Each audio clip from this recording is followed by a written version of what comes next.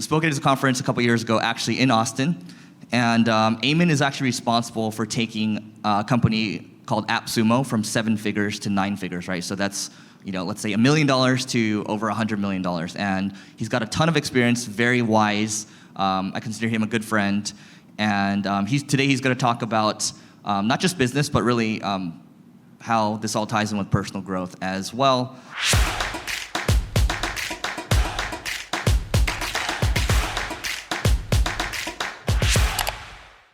Today we're going to be covering what it takes to go from founder to CEO, navigating the transition from player to coach, and what it takes to go from 7 to 8 figures. And so what do? You go to all the conferences like this one, you read all of the books, and you're like, there has to be a way to grow this business. There has to be a way to get out from the 7-figure slump.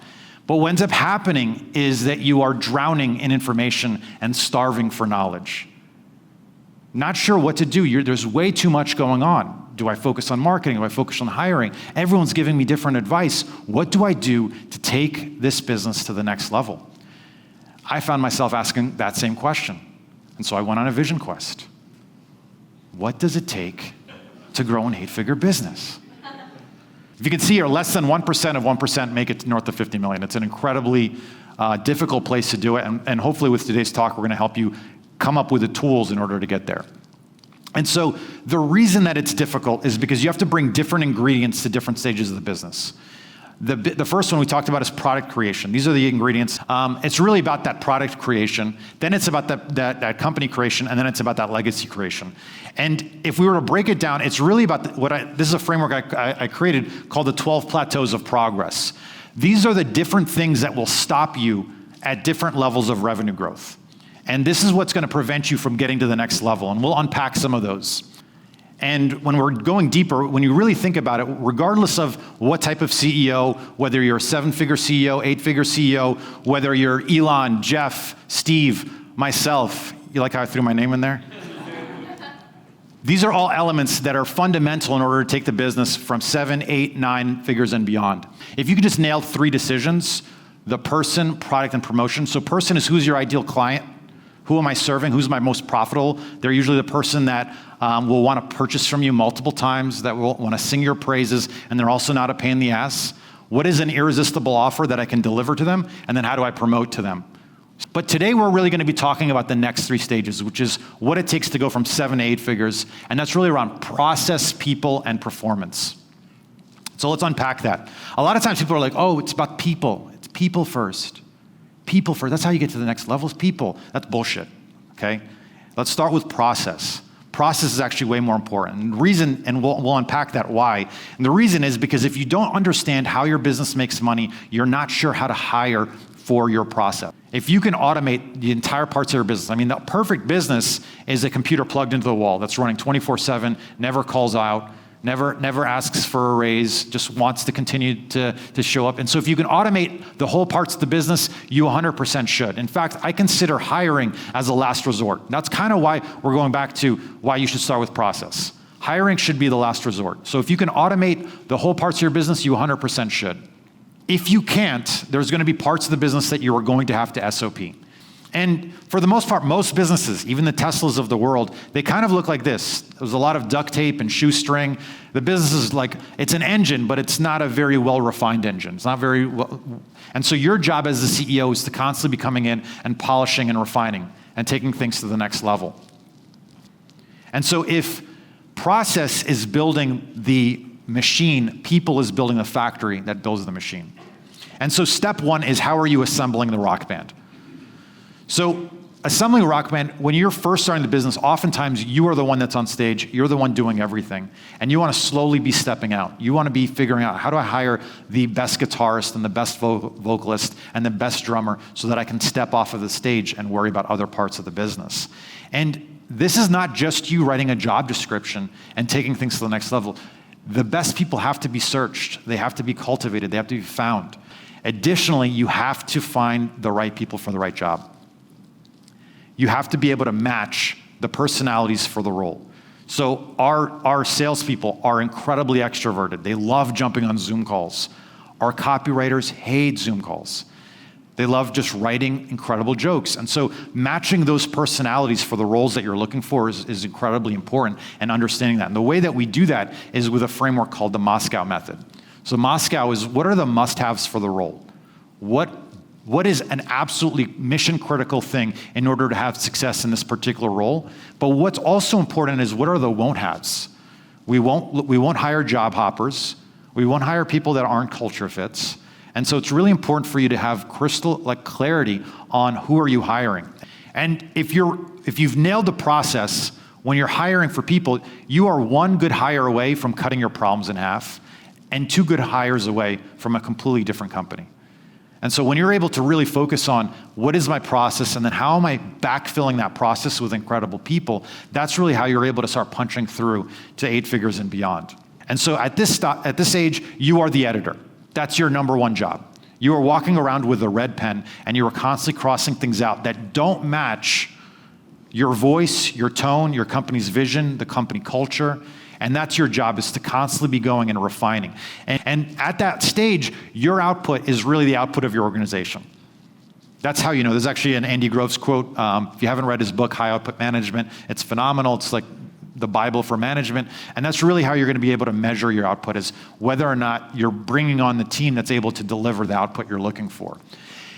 Another great book, The Score Takes Care of Itself. It's about the details. It's about understanding what does it take to get to this next level. Bill Walsh, he took over the San Francisco 49ers when they were the worst football team in the NFL. I think they were 2-14 the year he took over. Within just a few years, he took them to winning 3 Super Bowl championships. What do you think the first thing he did when he took over the company, or took over his company, which is the football team? It wasn't about recruiting a quarterback or redrawing the plays. He wrote a 3-page manual on how the secretary should answer the phone. So what are some mistakes to avoid when it comes to hiring? Because I know there's a lot of them. We'll cover a few of them. Number one is, there's really only 2 types of people at a company. And this is a Keith Rabois framework, which is, you only have cannons and cannonballs. And at your company, there's really only a handful of people that are driving the business forward. And how are you supporting them with as much people, money, ideas, and being able to support them and to help them take things to the next level? And how you identify them is, they're typically the people at your company that are always stepping up. They're always taking things to the next level. They're always asking for more, and they deliver exceptional results. Mistake 2 is thinking that there's going to be this magical hire, those been there, done that executives that are just going to swoop in and save your company. They don't exist. No one's coming to save you. Most of the times, the best executives are homegrown. The next mistake is thinking that micromanagement is a 4-letter word. And oftentimes the CEO is like, oh, I don't want to be a micromanager. I don't want to be a micromanager. And it's like, well, sometimes you have to be, right? And I think that that's the key, is figuring out, well, when is that? And this goes back to another Andy Grove's framework, which is, it's called task-relevant maturity, which is, when am I going to be a micromanager? And that really depends on how experienced is somebody with a particular task. And sometimes you do need to hold their hand and help them understand how to do things the proper way. But as they get more and more mature, and as they're delivering results, you want to be slowly stepping away. This is a Jeff Bezo's framework, which is this a 2-door decision, or is this a 1-door decision? And what he means by that is, if we step through this door, can I come back and remake this decision in the future? This is what performance is. Performance is how are we measuring the results of the individuals and of the people? And how are we making sure that those are coming together? Your P&L is not your dashboard. Versus is a super simple dashboard. You know exactly what needs to do. You know exactly how to win the game. You know exactly what to do. Just hand march on the rock. If I'm stepping into this business, I have no clue how to help you win. I have no clue what's going on. It's way too complex. And so you should have a dashboard that matches the complexity of your business. And that's really your job, is to create a scoreboard that everybody knows, are we winning this week? Are we winning this month? Are we winning this year? Being able to create that dashboard, and it could be as simple as a whiteboard. In fact, this was my dashboard, literally a whiteboard behind me at every Zoom meeting. Additionally, you can use OKR framework, you can use a goal setting framework, using that football analogy. The CEO of a football team is the general manager. What is their job? It's to make money for the owners. How do you make money? Win the Super Bowl, fill the stands. I'm going to give those 2 goals to my head coach and my head of PR, and they're going to continue to trickle that down. This is how you would align an entire company. This is how you become a leader of hundreds, if not thousands of people, is being able to have a single goal that can be broken down to the individual level basis, all the way down to a player level. And then last but not least is inspect what you respect. This is the inside of a Mac that was supposed to never be opened. Steve Jobs made every single engineer sign the inside of the Mac to let them know that quality matters at Apple. And so you constantly be double checking your sales pipeline, double check the customer support tech, double check the things that matter to you, the things that you've put on your dashboard.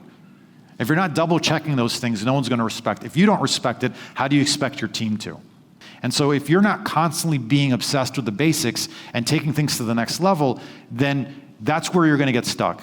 And remember what we talked about. Just because it's basic does not mean it's easy. They're not synonymous. And so taking those elemental parts of growing a business to that next level is really what's going to be required in order to go from 7 to 8 figures. And that's your job, is to constantly be going more to the left of the screen and spending less of your time on the right side, less of the time on the day-to-day.